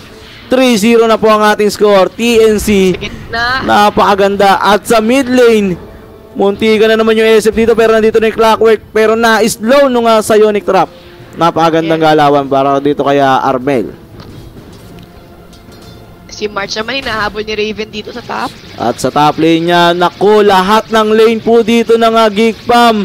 Nasa mali mga sir. Barrow strike out. Tingnan natin kung may TP ba yan. Wala pa siyang pamili dyan. Meron na. Ayun na, bumili na siya dito. Pero tinamaan ang stun dito ni Kuku. Grabe naman yung stun ni Kuku na yun. At 4-0 na po ang ating score. 9 minutes ng ating laro. Yeah. Sige na yata. Parang tatlong lane nata dito ng Geek Fam. Natalo na sa TNC. Grabe yung lane dito ng ng TNC. Hindi ko alam bakit na, 'di ba? Ito naman yung matchup na gusto ng Geek Fam, yung matapat yung Life Stealer dito kay Sam H, pero hindi rin nila na pressure. 'Yun ang problema. At ngayon ito may smoke na ginawa dito itong si Kuku and Raven. Mid lane yung gusto nilang kunin dito. Alam nila na pwede mag-dep nga. Ayan na si SF. So ida-dive na nila yan. May vision din sila sa likod ng tower. Tingnan natin Kuku. Eto na, may slow sa Psionic Trap. Tatama ba yung stand dito ni Kuku? At tumama na nga plus. The static click dito ni Raven. Killing spree na po. Grabe ang TNC dito. Like, it would have been an okay matchup para sa side ng Geek Fam. Siguro kung hindi lang na-block yung small cap. Kasi ang laking bagay ng small cap na yun, si Tide Hunter. Kaya siya nakakuha ng magandang level. Kasi nga yung sa pooling na ginagawa ni Teams kanina, nakokontrol niya yung creeps, nakukuha niya yung experience. Nung nakuha niya na yung early levels niya, hindi rin siya hindi rin siya umiigo or kumukuha na experience doon sa Tidehunter sa bottom lane. Kumbaga nasa-solo din ni Tidehunter yung levels eh. So yun nga, after nun, si Lifestealer parang wala na siyang right-click damage na ginagawa kay Sam H eh. Yun na nga problema dito ng Geek Fam. And yung parang kasing sila eh, parang nakatuon lahat yung focus nilang palakasin dapat yung SF. Yun nga lang, TA yung pinik dito ni Armel. So talagang kakayanin pa rin sa mid lane kahit nasabihin mong mataas yung soul niya ng early game. Pero ito may rotation sa bottom lane. Sam H delikado dito na Bramble may siya plus the cogs. Meron pa siyang Ravage. Tingnan natin ibibigay ba. Pero nandito na rin SK, napakakunit ni Samage dito. Kita mo, hindi sila pwede mag-commit ng basta-basta. Static click by Raven. Tingnan natin, Oli, delikado dito. Tumama pa stun ni Kuku at mamamatay pa si Oli dito. Hindi sila makapag-commit dahil alam nila may Ravage. Hindi sila makapag-initiate din at the same time. Kasi nga, wala pang hook si Clockwork and then si Sand King, wala pa siyang Blink Dagger. Yun na nga, kulang dito na. Kulang sa level itong Geek Fam. While ito naman TNC. Sobrang taas ng mga level nila. Kita nyo, si Kuku na lang yung hindi level 6 sa kanila. While si Dark Willow, level 3 lang mga sir. Ganun po kahirap. Hihirapan na sila. At eto, tingnan natin. Shiuan, delikado sa mid lane. Naispatan niya ng wards dito ng TNC. Tatama ba yung stun ni Kuku? Mukhang hindi. Hindi na rin nila i-go-go yan dahil napansin nila na may Dark Willow sa likod. While top lane naman is Kid, gumagawa ng paraan para makakuha ng farm. At hindi siya mag-radiance dito pero naispatan siya dito ni Teams. Teams, tingnan natin, patuloy lang ang pag-scout dito sa Lifestealer. Pero si Kuku nandito na rin. Ayan na, nakakapingan na. May go-go ba nila yan? Mukhang hindi. Mukhang titingnan lang yan Uy, courier. Naku, naka-courier pa, sabay TP out. Naku, ang basic lang para dito kay Teams. Napaganda pa. And dito sa bottom lane naman, Sam H, hindi pa rin niya nakakukomit dito yung kanyang Ravage. Raven naman, may drums na dito. Tingnan natin, level 6 na yung Clockwork. So meron ng hook yan. Uy, hindi pa tumama. Unang-unang hook. Diyos ko. Ang hirap. Kumaga, yun na yung chance nyo eh. Yun na yung chance nyo kahit makapatay kahit isa man lang. Pero yun nga. Pero si Tidehunter pa rin yun. Mahirap pa rin patayin yun. At ito may static link nga dito kay Clockwork. Tingnan natin sa Age. Meron pa nga Ravage siya kung gusto niya. Kita mo naman may mechanism na po. 13 minutes. Ito nga Tidehunter ni Sam Age. Yeah. And kung makikita mo rin sa mapa, yung aggression, oh no, si SF walking to the high ground. Tignan natin, tatamaan ba ng stun? Mukhang hindi naman. At bottom lane naman, ito na, itetake na nila ng dire-diretso ng TNC. Magta-try dito yung Geek Fam, naka-infest. Itong si Lifestealer dito kay Sun King. Pag wala pang nangyari sa kanilang matino ngayon, mukhang malabo na to para dito sa Geek Fam. Pero ito, naispatan nila. Itong Phoenix Assassin, tingnan natin. Kailangan nila ng stun dyan. Dahil makakapag-carapace lang yan kung sakasakali. Pero kita mo naman, play safe dito yung TNC. Inuubusan lang nila dito ng jungle. Itong side ng Geek Fam, talagang chinochoke na nila dito sa side ng sa base banda ng Geek Fam. Yeah, wala na sila. Sobrang aggressive nga din ng wards dito ng TNT. Kaya hindi makagalaw na maayos yung Geek Fam. Wala silang Torre, walang farm si Sand King. Eto, naka-infest dito si Lifestealer kay Sand King. Kita mo naman si Sam H, Ito na, merong Gash plus Dagger na rin po. Ito nga, Templar Assassin. Pero 2-man stun by SK. Tingnan natin, mapapap ba yung Ravage? Ravage, hindi pa rin pinapap dito. At mamamatay pa rin yung Sun King kahit walang Ravage. Skid, delikado rin dito. At mamamatay din po yung na-X Ultra kill by Armel. 14 minutes ng ating laro. And 10-0 mga sir.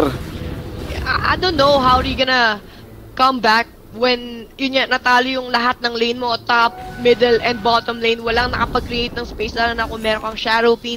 Si Lifestealer, I mean, hindi siya natalo, pero kumbaga hindi nila sobrang napugo din itong si Sam H.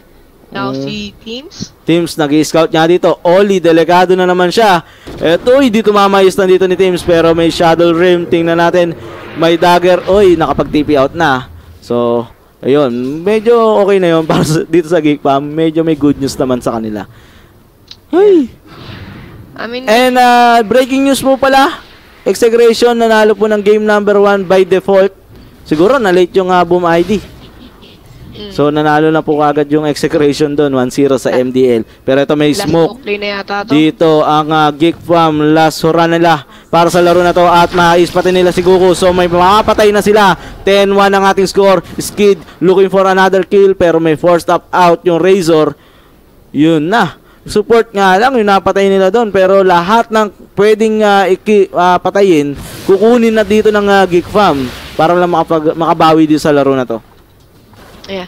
And also mo, hindi pa natin nakikita yung yung Ravage ni Tidehunter. Yun na nga He's probably waiting for the perfect opportunity kapag kasi hindi kailangan yung first damage nila enough na para ma-secure yung mga heroes ng Geek Fam to the point na yung low cooldown na ultimate ni Tidehunter hindi niya kinakailangan gamitin pa. Oh, and every time na hindi niya binibigay yan, threat ulit yan sa next na clash. And ngayon, tingnan natin ito. Bramble Maze dito kay Samage. Ibibigay na ba yung Ravage ngayon for the first time? Pero Hook, yung Clockwork, eto na. Oy, grabe naman. Yung kanyang Kraken Shell dito, nabuhay pa. 3-man standby teams. I-follow up mo ng Ravage. Ayan na kayong Ravage. Pero terrorize by dito kay Dark Willow. Raven, napakadami niya ng damage dito. 133 na yan mga sir. At wala pa rin magkakapatayan ngayon. Teams naman, Skid, lumalaban dito. Armlet Dagger, Requiem ng SF. Wala masyado tinamaan. Nakarapace pa ang kuya mo. Nag-dagger in. Etong si Armel. Pero si Skid, ang delikado dito. Armlet Dagger. Loy, mamamatay pa rin. And mega kill na po dito si Armel. Isa lang yung namatay dun sa ating clash na yun. Napaka daming binigay. Pero kita mo naman, napaka-ingat pa rin ng TNC sa bitawan nila. So, ang dami nilang kinukumit lagi kay Tidehunter, which is the tankiest hero aside ng TNC. Bakit gusto mo i-burst yung Tidehunter? Kita mo, and plus yung force stop pa ni Raven kay na laking tulong yun. Kaya nakapag-buy ng time para hindi ma-waste yung Ravage ni Sam H doon.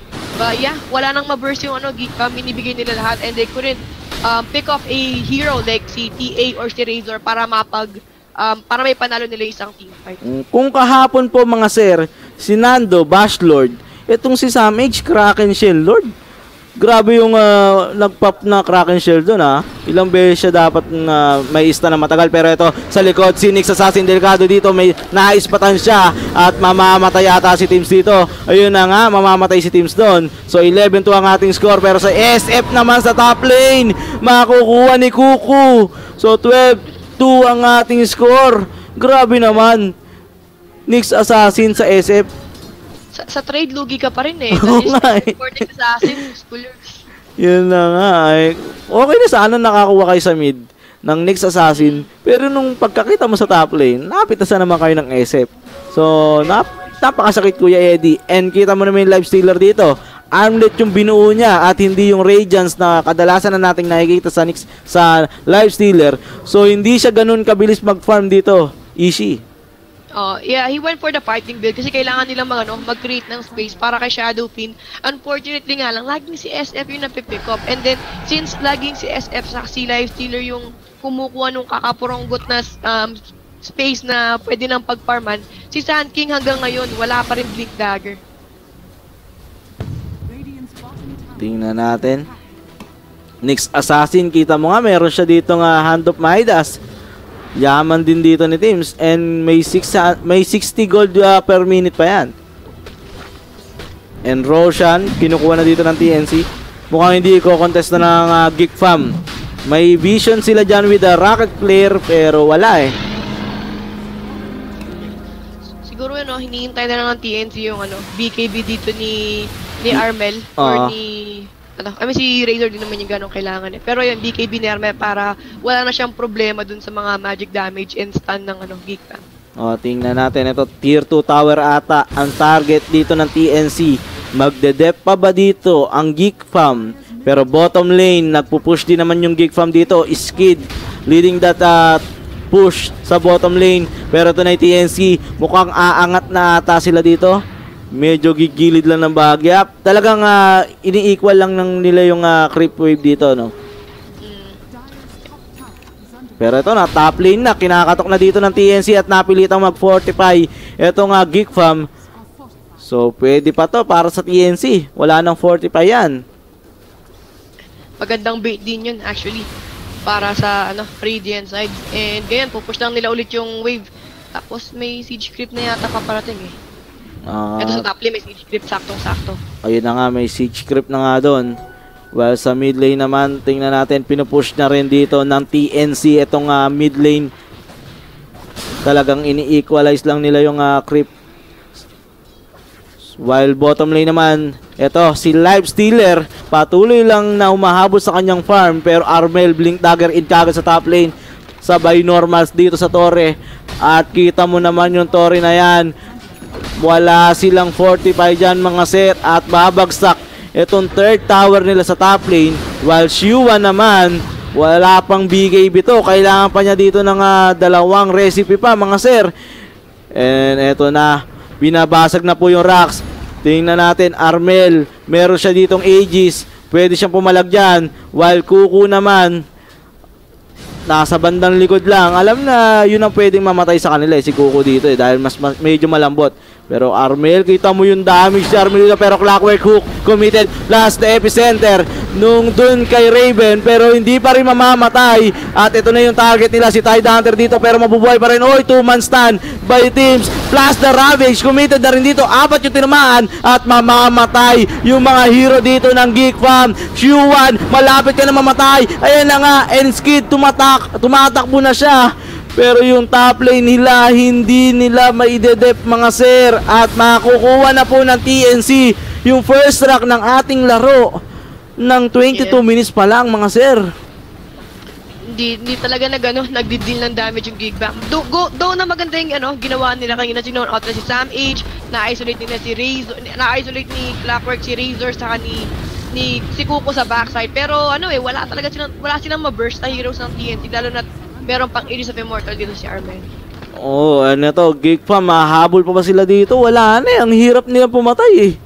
And kita mo naman yung TNC, disiplinado Dota yung pinapakita dito na hindi sila nag-aasim kahit na alam nila, pwede naman kaya naman nila Pero, syempre, dun tayo sa siguradong move. At ito na nga yung ginagawa dito ng TNC.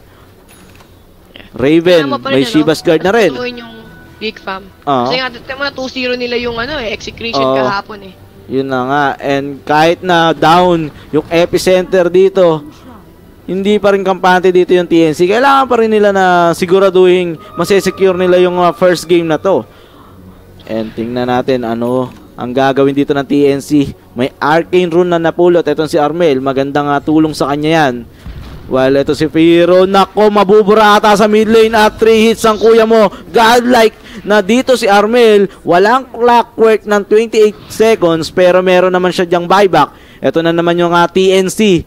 Magte-take na naman ba sila dito ng rocks? Ito na nga, and March nasa likod. Pwede siyang mag-epicenter dagger dyan. Pero mukhang hindi naman enough yung damage niya dyan kung sakasakali dahil level 1 pa lang epicenter. Naispatan pa siya dito ng teams. At makakancel yung epicenter. Ay nako, wala nang tama para dito sa Geek Fam. At mamamatay yung Sun King. Sam H naman, 24 seconds before the Ravage. Pero mamamatay pa rin yung Skid. Nagdagger lang yung Armel doon. And GG will be called dito sa side ng Geek Fam. TNC getting this game number 1 natin. Yeah. Ang ganda ng pinakita nilang performance, laning phase pa lang, pati yung sa draft din at the same time. Parang they had a solid plan kung paano nila lalabanan yung heroes ng Geek Fam. And ang ganda ng adjustment na ginawa nila doon sa last pick na Templar Assassin and yung Razor pick din. Sobrang flexible kasi ng heroes ng ng TNT, whereas side ng Geek Fam, masyado sila, yun nga, like sabi mo kayo, masyado sila nag-commit sa Shadow Fin pick. Yun na nga, and makikita natin na kadalasan pag less rock pick sila, aggressive si Sam H kasama si Kuku. Pero ngayon, iba yung nakita natin. Kita nyo, si Sam H na nagsosolo sa bottom lane at si Kuku ang sinasamahan niya si Raven.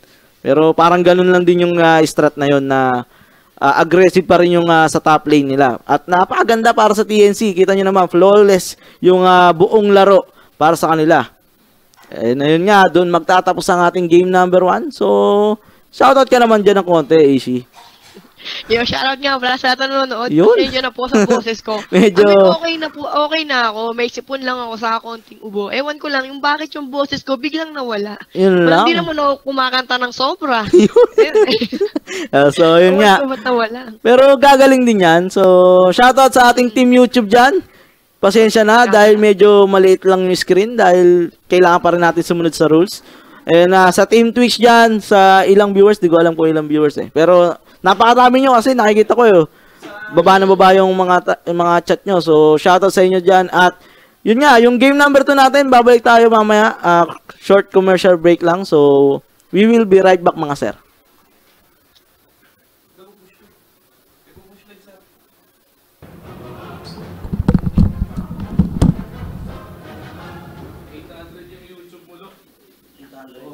Ano ba yan? Takina mo. Diyos ko naman. Naglalagi. Naglalagi ko ano. Walang. Ay ako. Ano ba naman yan? Hindi ko pa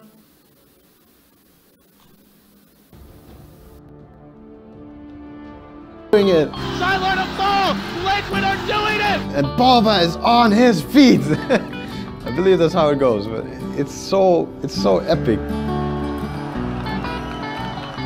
You know, everyone loves an underdog, and being able to cheer for the home crowd favorite and getting behind them and all these personalities on the team, especially Sam, like it's an easy personality to cheer for. He's just a kid who wants to do well at his first big tournament and take it home to his family and his parents. And I imagine he was just totally overwhelmed and full of energy and excitement, and soaking in the crowd was his way of releasing that emotion. I think the fans loved it.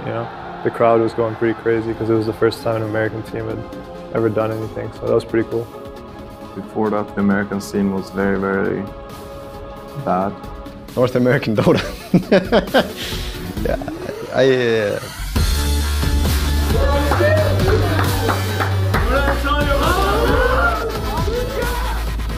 It was cool to see that everyone can beat everyone in tournaments like this, so everyone have a chance to win tournament. I like to think that game will be remembered as a turning point, and it proves that anyone can really do it.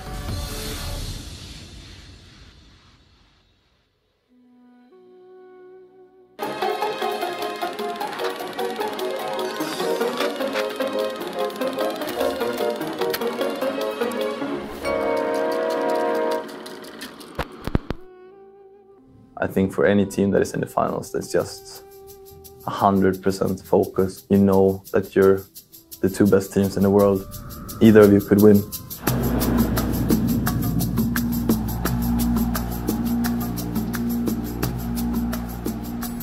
It's a very weird feeling. It feels like you need to win this with all your soul and body and mind. Like everything that you've achieved in Dota and that you've done in Dota has built up until this moment. Some people maybe feel pressured. Crowd was always very friendly to us. The crowd would help us a lot. Big scene is good for us, but for someone else, I don't know, it's different. 50,000, 500,000, 2 million people are watching, like, okay, that's great. It's a lot of pressure. Playing with thousands of spectators watching you, you're more prone to make mistakes because you're thinking about it more. Just keep your cool and not let any distractions such as the crowd or the pressure get to you. Guarantee you someone else on the other team will let it get to them, so if you're able to keep your cool, you're probably going to win. Dota is a sick mental game. It brings out the best and worst in you. Who ended up winning the mental warfare always won the series. That's how you're going to win tournaments. That's how you win the tournament. If you break the other mind, it gets really easy. Some minds are really hard to beat though. Well, at TI5, I had no anxiety. Like, I was totally comfortable in my own skin, and I think that I played really well, and everything was great. But then I go to the Summit 4, this $100,000 tournament versus this $18 million tournament. I'm sitting there in the finals, down 0-2 against VP, and I'm just like having trouble breathing. It's weird like that, and you don't know when anxiety is gonna hit you. If you're freaking out, somebody else is probably freaking out too. Just a screw up in the game, you made a mistake in the game and that's why you lost. Those things can happen, but those things should not eat you. Sadly, a lot of people end up thinking about their loss a lot because they could have done better. To lose in finals, just one step before winning, it's hit you much harder. 输了以后，第一个感觉就是我很对不起所有的粉丝，因为他们一直以来都很支持我，尤其是在场所有的观众也是在呼喊着我的名字，所以我觉得很对不起他们。然后过后我很伤心，然后我就出去躲在厕所啊，出去啊，一直流眼泪，就很久才能平复下我的心情。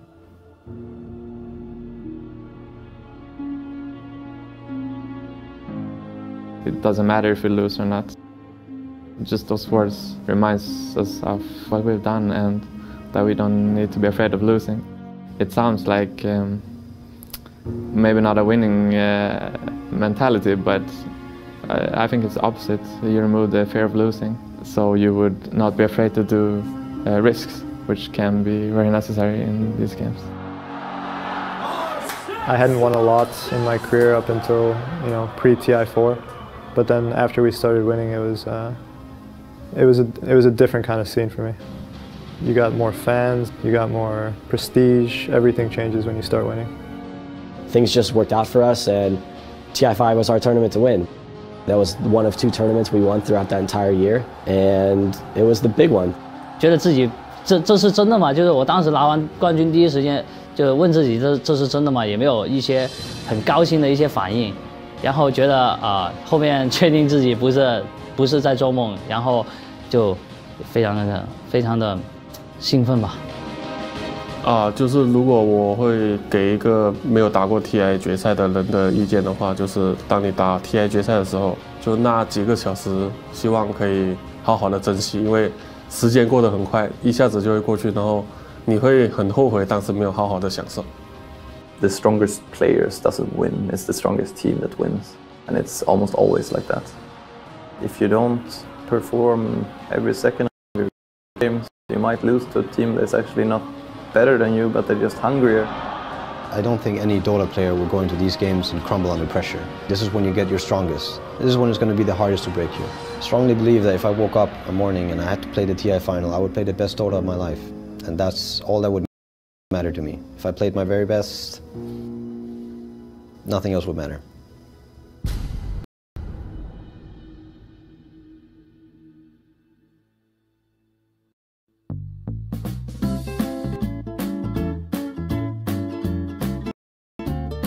James nga pala, mid laner ng Exegration. Favorite song? Cake. Favorite hero? Alina. Sino yung pro player na paborito? Larar.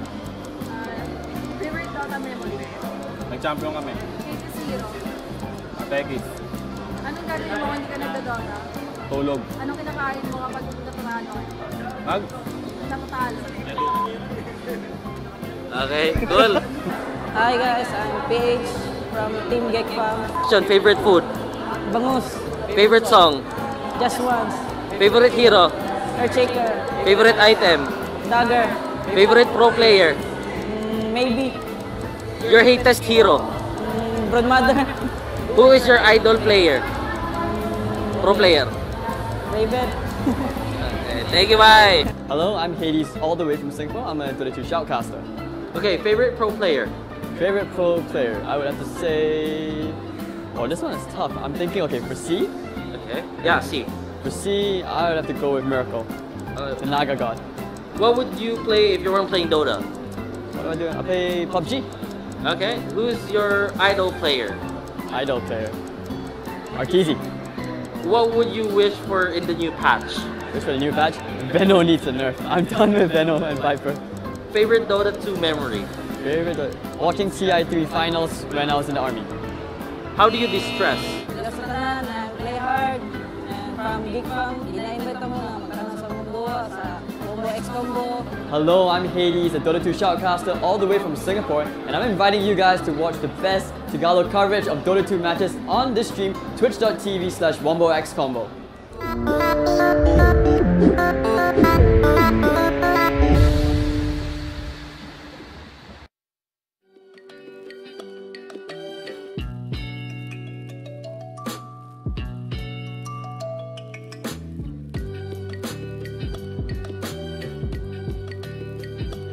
Ang call time kasi namin madalas dito is 2 p.m. Then, minsan pumupunta ako ng maaga pag nagigising ng maaga. Kasi yung tinutulugan ko ngayon, yung sa condo dyan, malapit.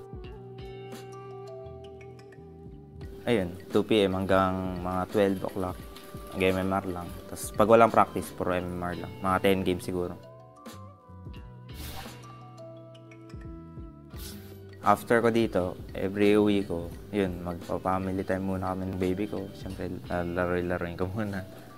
Every time na kunyari, hindi ako naglalaro. Pag may free time, kahit mga 5 minutes, pag pwedeng kausapin, ganun, pinakausap ko pa.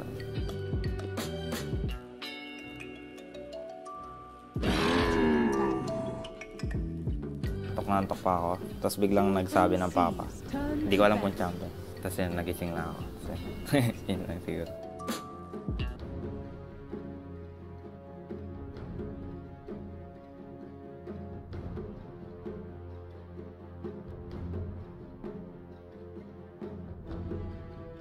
Seconds remaining.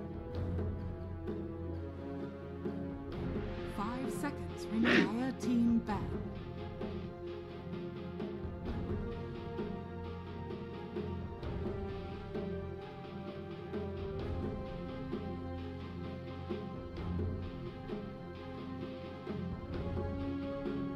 TNC's turn to pick.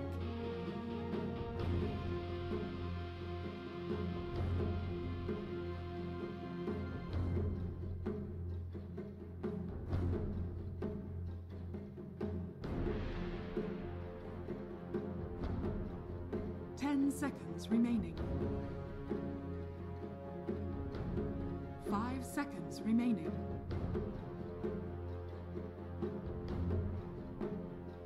Dire team pick.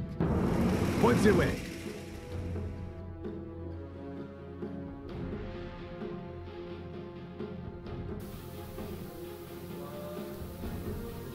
Yun! So ito na po tayo sa ating game number 2 na itong TNC vs Geek Fam nga nakuha po ng TNC. Yung game number 1 natin at Pangolier pick kagad dito para sa TNC. Bagong hero ng TNC. Ngayon lang natin sila makikita na ito mga sir. Oo nga, no? And kasi pwede siyang laruin as position 4 or position 3. So, tingnan natin kung pwede si Teams gumamit na parang si Zai or pwede nga rin si Sam H. Pero parang si Teams yung mga gumagamit ng mga ganyang hero eh. Oo, ewan ko lang Pero hindi ko nakikita, like sa mga previous games si Teams, wala akong nakikitang Sino ba nagpapangu sa kanila? Nakita ko, I think once, at least si Sam H na gumamit ng Pangolier sa pub games niya. Pero si Teams like sa 20 games yata niya, wala akong nakitang Naku, medyo di pala natin alam kung sino makagagamit pa dito sa TNC na itong Pangolier. Pero ito, Geek Fam naman, Doombringer pick dito. Yung Virtus Pro, ito yung ginamit nila nung talunin nila itong TNC ng 2 laro dun sa DAC. And Kungka pick ng Geek Fam sa pangalawa naman natin. Marami din ako nakikita ng maraming namimili ng Kungka pick. Pero ito, Lion, lagi natin siyang, parang nagbabalitin natin tong si Lion. Sabi ni Coach BYB kasi yung Lion daw ngayon, yung talent niya plus 90 damage, medyo okay din sa kanya, makakapag-farm siya. And may GPM kasi, yung mga support ngayon, pangkaraniwan talaga, kinukuha nila yung mga may GPM. Pag support siya, mababa kasi yung income mo. And then maganda rin siya yung fast burst damage mo with his ultimate. And then may dalawa ka pang disable. Saka X. And sigurado naman na hindi siya maubusan ng mana dahil meron din naman siyang mana drain. Pero ito, shoutout muna sa ating mga team YouTube dyan. Alo, nagbet ka ng bahay? Hindi po ako nagbet ng bahay. Wala po akong na binebet na ngayon dahil mahirap. Kapangit yung ads. And then, TNC pa yung lumalaro, medyo mahirap. And ito naman, tingnan natin dito kung ano ang ibaban dito ng Geek Fam. Pero ito, TNC, respect ban pa rin with the TB, Night Stalker. And then yung Geek Fam din, respect ban nung nung NP sa Nick Assassin. And ito, binan nila si Underlord. Oo, Underlord. So iniisip nila na 4 position Pangolier to. And Underlord ban nga. Siguro baka kumuha sila dito ng Illusion Hero. Phantom Lancer ni Skid or ni Tihi. Yeah, pwede rin. Saka maganda rin siyang anti-push kung magpupush man yung Kasi di ba lagi TNC, lagi sila nagpupush, di ba? So maganda rin siyang anti-push, pang-push din. Saka strong laner din. Pero ito, sabi dito ni Edum Mansanas, uy, napakaganda pangalan. Nagpapango pala ang TNC. Ngayon nga rin lang po namin nakita. So, napakaganda at matutunghayan po natin yung unang Pangol here dito ng TNC. And sa team YouTube natin dyan, sino nanalo ng first game? Sabi dito ni Alexander Angelo Season. Ayan po, TNC po nakalagay dyan. May 1 po sa pangalan ng TNC. So, TNC po yung nanalo. And pack ban para din sa TNC, sa Geek Fam. Yeah. And, tawag dito. Bis sabihin ko, nakalimutan ko. GG. Pero yeah, may sakit nga ako kaya ito, sinisipon ako. Sabi dito sa T-chat, na-misclick lang daw yung Pangolier. Hindi yan. Ayun, nalala ko na. Sabihin ko. Kasi nanalo yung TNC ng game 1. So, medyo malakas loob nila. Kahit hindi man mag-workout tong Pangolier. May game number 3 pa. Tama naman. Dito na nilalabas nila yung mga pan-testing nila na strat. Malay nyo, gumana. Edi tuloy-tuloy lang yung strat, di ba? And ito, sabi nga dito ni boss, Bob, basta practice, daw to, practice ground daw ng TNC to. Pwede rin. Quick shoutout nga pala kay AJ Touch dyan. And pasensya na kasi hindi ako nakapag-stream kanina kasi sinesave ko yung boses ko. Kasi alam ko mag-stream ako. Alam niyo naman ako pag nag-stream ako. Yun yung rage ko kahapon sa mga nakapanood dyan. At tingnan mo. Yung TNC dito, alam nila nga na nag-ban ng Underlord eh. So may mga illusion siguro nga. And binan nila yung Phantom Lancer. Pero sa Geek Farm naman, instant pick sila dito ng Ancient Apparition. While TNC, Outward Devourer. Yung kaninang naban, na-pick na ngayon ng TNC. Wala lamang problema yung Geek Fam sa OD na pick. Kung magkakaroon ng maagang blink dagger si Doom or Shadow Blade, kayang-kaya niyang gawing -1 agad itong or i-Doom agad itong si OD. Pero I guess malakas yung burst damage and yung counter initiate din ng Geek Fam with both and yung burst din nila with Ancient Apparition Blast. And tingnan natin, ano ang fourth pick dito ng Geek Fam? Kailangan pa nila dito ng carry and possible 4 position dahil yung Kunkka kadalasan na natin nakikita sa mid lane yan. And maganda rin naman siyang matchup against OD, di ba? Oo. Pero I guess kasi ang mahirap sa Geek Fam kung gagawin nilang support si Kunkka kasi nga di ba mahihirapan na si Kunkka mag-lanes kay OD. Kung gagawin nilang support to, parang hindi ganun kaganda yung synergy ng support nila with Kunkka with AA. Doon maganda yung X-Mark sa Cold Feet. Pero, yun nga, kailangan kasi ng level ni Kunkka and tawag dito. And sa matchup pa lang na ginagawa ng TNC ngayon, yung Lion +1 carry na agad. Kumbaga malakas-lakas na siya. And Pangolier pass. But think ko, baka makita na naman tayo ng 2-1-2 dito eh. Pero ito, Pug na pick para naman dito sa Geek Fam. So, mid lane Pug na to. Nakita na natin ito kahapon kay Shiwan. Ginamit niya. And Kunkka siguro na na 4 position. So maganda si Pug na against dito kay OD. Meron pang yung Decrepify, tapos meron kang pang push din. And at the same time yung one niya, yung Nether Ward niya, ayun. Maganda siya against kay OD. Lalo na kay Lion din, mga Oo nga, sobrang takas ng kanyang mana doon sa kanyang finger. So i-deal yung damage na yon.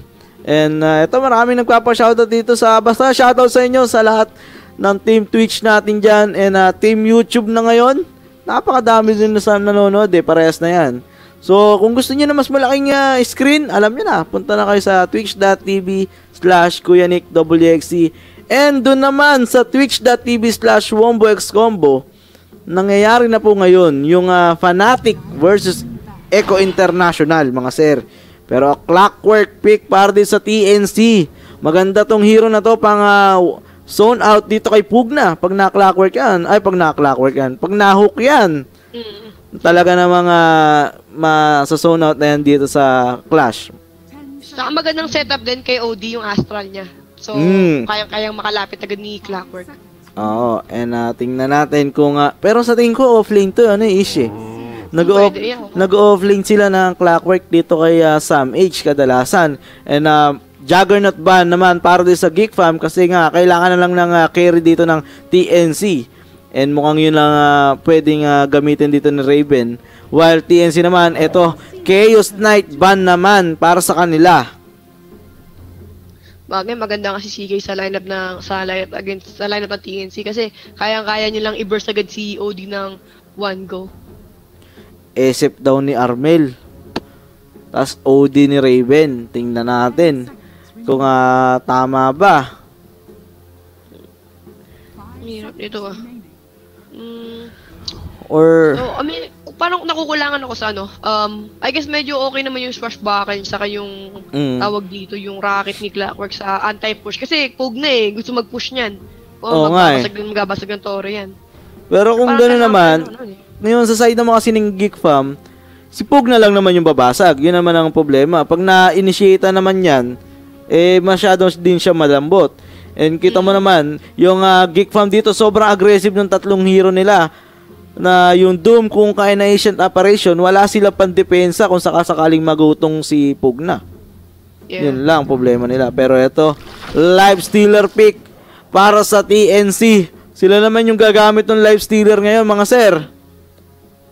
Yun nga, maganda naman yung burst nila with Clockwork and Life Stealer. Pero kasi at the same time din, kung yun nga yung yung decryptify ni Pug na maganda against kay Life Stealer. And then, tapos may Ancient Apparition ka pa. So, yung hindi siya makakapag-live steal kapag tinamaan siya nun. Pero siguro, inisip na lang dito ng TNC yung hero na pwedeng mag-deal dun sa X-Mark dito ni Kungka. Pero ito, Phantom Assassin pick para sa Geek Fam. Maganda to. Magandang laban to. Ito na, si Sam H. Parang dito masarap tumaya ng first 10 kills Mukhang piso tamang barko dito sa tayaan Makisig to. Pero, like sa lineup mas gusto ko yung yung heroes ng Geek Fam. Parang, maganda kasi yung blur ni Feru sa Outworld Devourer. And yun nga, as an Outworld Devourer, papasukin na siya dito ni PL. Lalo na kung magkaroon siya ng BKB, parang mahihirapan nang may magawa yung yung TNC after. Pero syempre, after pa ng BKB yun. And ito, Armel OD. Ang nakita na natin sa kanya to nung nakaraan. Pero Sam H Pangle Year Sam H. Ito na yung nakita na nga natin. Bagong hero po. Mala ice ba to? Yung Pangle Year ni Sam H. Tingnan natin. Kailangan ko ayusin yung pagsasabi ko dito. Kasi pag may Pangle Year kasi lagi ko sinasabi pango lang Pango. Pwede naman. Di, wala manasaktan yan. Ako lang. Pero to. Ako din, pango din. Pilipino tayo. Pilipino tayo. Yun, happy birthday Cyclops nga pala. From ship daw, sabi dito ni Oli. Birthday nga pala ni Cyclops ngayon. And ito na, pakilala natin sa Radiant side natin, ang TNC, si Kupus sa kanyang Lion, Teamson Clockwork, Armel sa kanyang Outward Devourer, Raven on Life Stealer, and si Sam H sa bagong hero niya, Pangolier. Matindi to, abangan natin yan. Side naman ng Geek Fam, si Tiro naman sa AA, si Skid or Tihi sa Phantom Assassin, Oli Kuka, March on Doom, and si Chu Yuan. Medyo inano siya pinasosyal na Chuan. Pero to Sam H naglagay kaagad dito ng wards para maispatan kung tri-lane ba yung top lane or solo lane. Ayan na, piniping na nila. So, alam na nila nandun yung PA sa top lane while bottom lane naman Raven. Naglagay na dito ng wards si Oli. So, maispatan nila dyan yung Life Stealer. Casual na laning ata to. Ish. Pero kung ano kasi, si Pangolier kasi, medyo ano siya, useless siya sa mga first 10 minutes ng laban eh. Kasi kailangan niya pa nung levels niya, kailangan niya pa ng mga ilang item para maging efficient sa laban. So, tingin ko si Clockwork, si Lion, saka si Lightstealer yung magdadala ng laban na to. Sila yung mag-create ng space para makapag-online itong si Armel sa laban natin. Tingnan natin. Pero ito, i-contest ng TNC yung rune dito sa bottom lane. While sa top lane naman, magkakadamputan at makukuha pa yun ni Sam Age. So, 3 rune po kagad mapupunta dito sa TNC. At ginago si Sam Age dito, pero hindi. Nakakatakot yung Lion Clockwork sa level 1 phase. And I think hindi yata nakakontest ni PA saka ni AA agad yung rune nitong sa taas, kaya nakakuha ni Pangolier yan. Medyo mas mabilis lang mag-right click itong si Sam Age. Pero medyo may konting lag lang sa ating server. Pero ito na, Sam Age nga po ang tatapat dito kay Skid, pero may blink kagad dito si Skid. Dinaharas dito si Sam Age. May early chilling touch siya. Grabe naman that choke. While bottom lane naman, Kuku and Raven, ang katapat nila dito, si Oli and March. Sa mid lane naman, ito si Shuan and Armel. So, yan.